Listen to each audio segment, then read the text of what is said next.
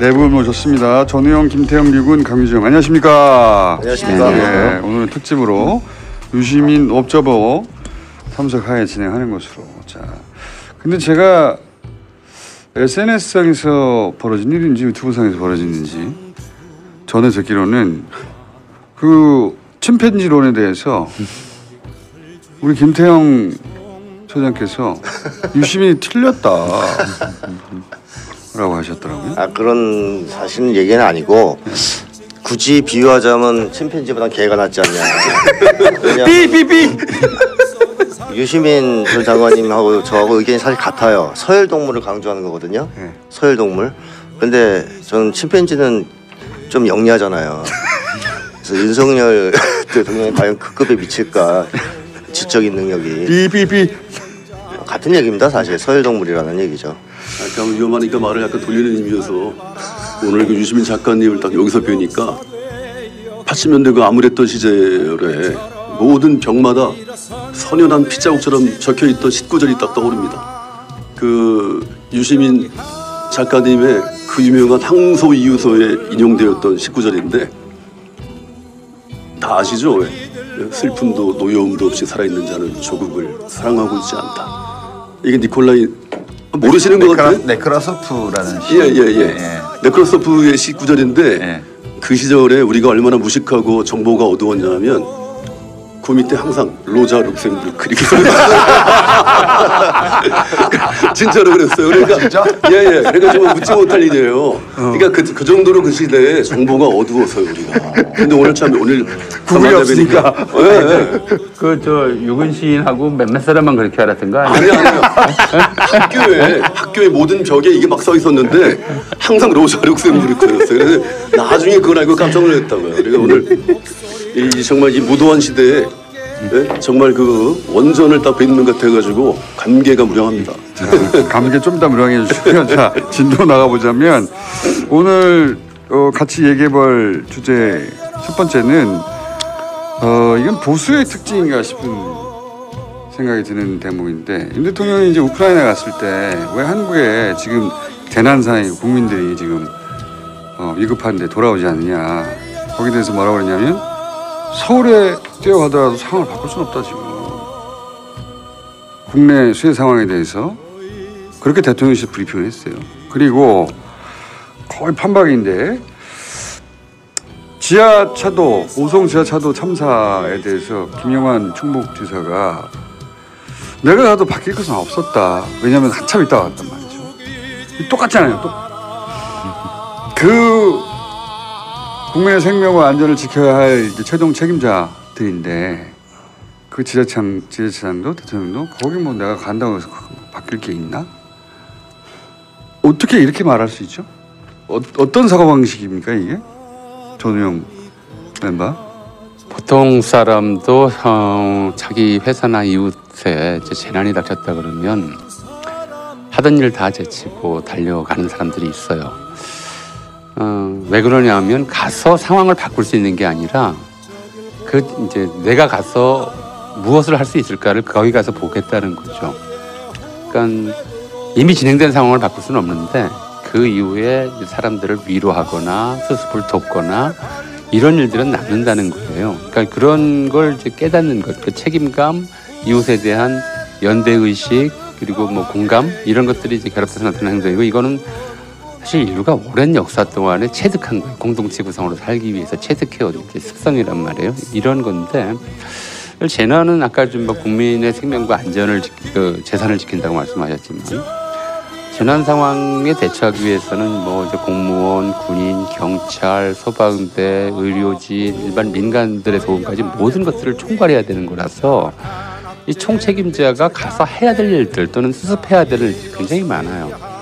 그러니까 벌어진 상황은 어쩔 수 없지만 그 다음에 수습에 관해서는 제가 총책임이 있다라고 하는 것들을 인지를 해야 되는데 그에 대한 인지를 못하는 거죠. 왜 못하냐는 제가 궁금한 거는 이거는 뭐 특별한 교육을 받아야 되는 게 아니잖아요. 그걸 지금 말씀드리려고 그래요. 그러니까 중간에 끊으셨는데 그러니까 왕조 시대는 이제 이런 그러니까 우리가 권한과 책임, 권리와 의무가 반드시 나란히 간다라고 하는 거는 이제 인류가 가져온 상식이란 말이에요. 원칙이자 상식인데 왕조 시대의 이 원칙에서 벗어나는 인간이 딱 하나 있었어요. 군주, 왕. 이 사람은 권한은 누리는데 책임은 자기가 지질 않아요. 자기는 이제 신에게 책임을 지지 내가 사람들에게 얘기했잖아 아까 좀 전에. 책임을 지지 않는단 말이에요. 그거를 합리화하기 위한 말로 나오는 것이 제왕무치라는 것이었어요. 제왕에게는 수치가 없다. 제왕은 부끄러움을 느끼지 않는다. 다른 말로 하면 제왕은 염치가 없다. 이제 같은 거죠. 그러니까 이런 얘기가 가능한 거는 스스로 국민에게 선출된 그 민주공화국의 대표가 아니라 하늘 또는 이제 귀신의 도움으로 점지받은 귀신의 도움으로 이제 특별한 존재다라고 하는 자식이 보통 이제 있을 하늘까지만 때 얘기하는데 귀신의 도움까지 얘기하셔가지고 이런 이제 그런 특별한 존재다라고 하는 자식 때문에 내가 국민들 일상에 신경 쓸 이유가 없다. 신경 써봐야 달라지지 않는다고 전부 하늘이 하는 일이다라는 정도의 그런 표현이었다고 저는 자기가 생각을 없어도 하고요. 되잖아요. 그렇죠. 그렇기 때문에 이것은 내가 대통령이나 나무토막이 대통령이나 별 차이가 없다. 그 말인데 이 이게. 얘기랑 똑같은 거죠. 그렇죠. 그래서 그걸 왜 모르지? 이제 좀 묶어보자면 첫 번째로는 이제 공동체에 대한 책임감, 연대의식이 없다라는 부책임이고요. 두 번째는 자기가 해야 할 일이 무엇인지 모른다라고 하는 문제. 두 번째. 세 번째로는 이제 자기가 할 수 있는 일이 없다고 하는 이제 자기 인식. 뭐 이런 것들이 좀 겹쳐서 나온 자기 것이다. 인식은 있네요.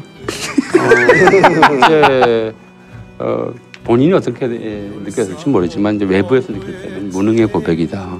이렇게 무능의 고백. 이제 느낄 수밖에 없는 거죠. 자, 우리 유명한 김태형 소장님 또 고쳐서 우리 유시민 작가는 제가 마지막에 여쭤보겠습니다. 사실 이런 얘기를 할 때 보면 자기의 내면에서의 진실, 솔직함이 나올 때가 있어요. 무의식적으로 진실을 얘기해버리는 거죠. 그러니까 내가 가도 상황을 못 바꾼다. 다시 말하면 난 무능력하다. 이런 거를 부지불식간에 내세운 말이라고 저는 생각하거든요. 평소에 자기를 무능력하다, 능력이 없다고 보지 않는 사람들은 이런 말이 잘 나오지 않습니다. 어떤 상황이 돼도. 근데 그게 있으면 이게 튀어나오죠. 근데 만약에 대통령실이 얘기를 했다 그러면 대통령실도 알고 있는 거죠. 윤석열 대통령이 무능하다는 걸. 쟤 와봤자 뭐 아무 도움이 안 돼. 오히려 사고나 치지. 뭐 이렇게 되는 거고, 뭐 김영환 도지사 자기가 아는 거죠. 내가 가봐야 뭐 되겠냐. 근데 윤석열 대통령이 실제로 자기를 무능력하다고 인식하고 있다는 증거는 무속에 의존하는 것만 봐도 알 수 있죠. 그 대목은 잘 이해가 안 가요, 사실. 무능력하지 않으면 왜 무속에 의존하겠습니까? 자기 힘을 믿죠. 근데 자기가 무능력하다고 믿기 때문에 불안하고 두렵고 겁이 나고 그래서 무속에 자꾸 의존하는 거거든요. 이런 사람들은 사실상 자기가 능력이 없다고 보기 때문에 이렇게 툭 튀어나올 수 있다 말이. 그렇게 보고 그다음에 또 하나 말씀드릴 수 있는 것은 이 사람들은 제가 계속 지적해왔지만 국민들을 자기랑 같은 쪽으로 생각하지 않거든요. 그러니까 내 집단과 외 집단을 엄격하게 구분하는 사람들이잖아요. 그러니까 우리 윤석열 일당, 뭐 우리 패밀리 하고 나머지를 완전히 구분해서 대합니다. 그러니까 국민들이 뭐 재난에 빠지고 생명의 위험을 느끼고 이것은 자기 일은 아닙니다. 자기 일이 아니에요, 절대. 그 안타까운 일이죠, 그냥 그죠? 재수 없는 일이에요. 예. 그 사람들 입장에서는 왜 재수 없게 이렇게 터져가지고 지지율 깎아. 그러니까 재수 없다는 것은 죽음이 재수 없다는 게 아니라 그게 나한테 피해를 줄까 봐. 그렇죠. 그게 그런 걸 이제 정치적으로 그렇게 자기 이익을 중심으로 고려를 하는 사람들이거든요. 근데 그런 과정에서 보면 가기 싫죠. 아까 전우영 교수님도 말씀하셨지만 사실 윤석열 대통령이 뭐 그 현장에 간다 그래서 갑자기 비가 그친다든가 재난이 복구된다든가 그런 일은 있을 수 없는 거죠. 또 사실 뭐 조선일보는 가끔 그런 보도를 했었죠. 그런가요? 뭐 저 박근혜 대통령 내리자마자 비가 그쳤다. 맞아. 그런 보도 있었다. 예.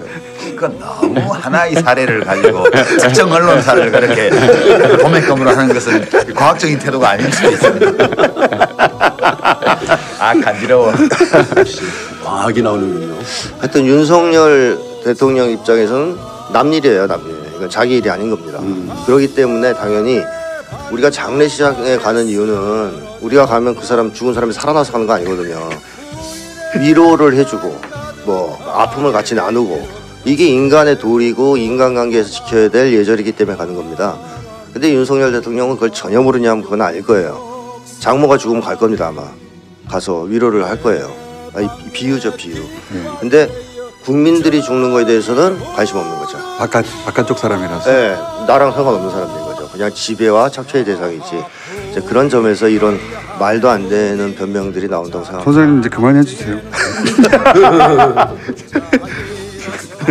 위험수위를 많이 넘어가셨으니까 여기까지만 하시고. 자, 대답을 리스폰스라는 말로도 쓰거든요. 그러니까 대응이라고도 하고 반응이라는 표현을 쓰죠. 그러니까 저는 재난을 이를테면은 응급사태라고 생각해요. 그러니까 응급 환자가 발생을 하면 119를 부르고 구조대원들이 얼른 실어서 응급실로 환자를 나르죠. 그러면 대부분의 이제 대증요법들은 이루어집니다. 하지만 누군가 주치의가 와서 진단을 내리고 지휘를 하지 않으면 거기 모든 전문가들이 있지만 치료를 제대로 시작할 수가 없어요. 근데 그래서 막 전화를 하게 되죠. 그렇죠. 네. 누가 주치의가 와서 전문의가 오더를 내려줘야 모든 전문가들이 제대로 된 대응을 할 수 있게 됩니다. 그렇다면 이 하나의 국가가 유기체라고 본다면 재난 상황의 이 응급 상황에서 대통령은 뭔가를 제대로 할 수 있는 사람이 아니라 컨트롤 타워라는 이름에 걸맞게 제대로 된 지휘 체계를 갖춰줘야 되는 사람이라는 거죠. 그런데 거기에 대한 자각이 좀 없었다라는 건데 제가 제일 먼저 들었던 말은 사실 이 말이 아니라 해외에서 가용 인력과 자원을 적극 지원하라라는 말이었어요. 그런데 이 말을 제가 언제 또 들었었냐면 22년 6월 밀양 산불 사태에서도 똑같이 가용 인력과 자원을 적극 지원하라. 가용이란 말과 윤석열이란 말을 쓰면 쫙 검색에 뜹니다. 그 22년 9월 태풍 흰남노 때 똑같이 말했어요. 가용 인력과 자원을 적극 지원하라. 이 말은 무슨 말이냐면 가용 인력과 자원을 적극 지원하라는 상투어를 계속 반복하고 있다는 얘기입니다. 이 상투어라는 개념이 뭐냐면 아무런 감정이 없이 아이고 힘들겠습니다 뭐 이런 식으로 감정과 이입이 없이 기계적으로 대응하는 이 리스폰스죠. 말 그대로 우리가 어떤 버튼을 누르면 이렇게 우리가 말대로 자판기에 돈 넣고 버튼 누르면 뭔가가 튀어나오잖아요. 그런 대응일 뿐이에요. 이거는 진심을 담은 대답이라고 하기 어려운 거죠. 이거는 마치 예전에 메르스 때 살려야 한다라고 적어놓은 것과 다르지 않습니다. 똑같은 반응. 왜냐하면 우리가 사람들이 이 통증에 대해서 그럼 제대로 된 적절한 치유를 받아야 이 응급 상황이 정리가 되고 국가라는 유기체가 돌아가는데 문제적인 건 이 통증이 감정과도 연결이 된다는 거예요. 우리가 이 상황을 지켜보면서 두려움이나 분노, 혐오감을 느끼고 굉장히 고통을 느낀다면 이 사태를 통해서 감정적 통증을 우리는 연달아 느낀다는 거예요. 왜냐하면 국가의 위기 사태나 응급 사태를 보면서 대부분의 사람들은 공감과 연민을 느끼기 때문이죠. 내가 컨트롤 타워가 아니지만 어떻게든 하고 싶지만 이걸 해주지 않는데 나는 정말 할 수 있는 게 없어요. 하지만 할 수 있는 사람이 못한다고 하니 그 고통의 감정이 이어지기 때문에 우리가 분노를 느끼게 되는 거죠. 좌절도 느끼죠. 그렇죠. 그리고 버림받은 느낌도 느껴요. 그렇죠. 그래서 우리가 보고 있는 그 일을 우리는 남같이 여기지 않지만 정작 책임져야 될 사람은 미루고 있고 전 하나만 더 말씀드리자면 모든 걸 사후적으로 처리하는 이를테면 검사는 직업적인 결과로 사후 개입이 몸에 밴 사람들이거든요. 그러니까 다 끝나야 개입한 사람들인 거예요. 그러니까 한참 상황이 진행 중일 때는 할 일이 없다. 저는 진심이었다고 봅니다. 좀 이렇게 다 맞는 말들을 하시는지. 자.